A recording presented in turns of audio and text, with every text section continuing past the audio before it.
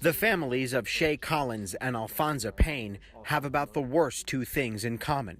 For one, a loved one was murdered. To drive around or just be around and know that I'm not going to see her, she's not going to call me, it's hard. And two, the murderers are still out there. To leave others lost and confused, just come forward. There's one big reason Sheriff Grady Judd never forgets Shay or Alphonsa. In 11 years, we only have 2 unsolved homicides. That was 3 weeks ago when he announced they'd made arrests in a frost-proof triple murder that made national headlines.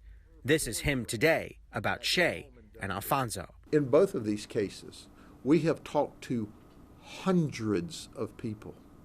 We've had hundreds of interactions and 0 good leads. Maybe this will jog someone's memory. Shay was killed in June of 2019 on Daniel Street in Dundee as she tried to hold a door closed on someone breaking into her boyfriend's home. She was shot through the door. On this particular evening, Shay is in the kitchen cooking dinner. Hamburgers, bacon, and French fries. What's more American than that? And Alphonsa was killed May 17th on 40th Street in Winter Haven, just after midnight. Deputies believe he was the victim of a targeted drive-by shooting. We care about Mr. Payne. We care about his mama, who wants to know who killed her son. Since 2008, Polk deputies have solved 237 out of 239 killings.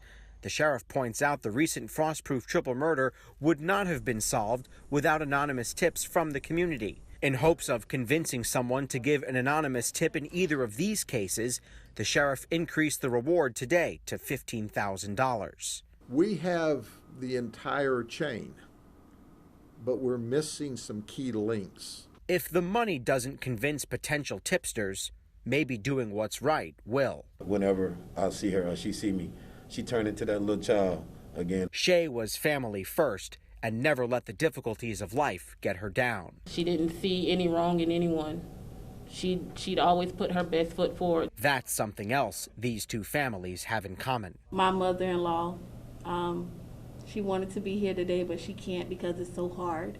He was the life of their family. The lights of their lives have gone out. Someone knows who's responsible. Evan Axelbank, Fox 13 News.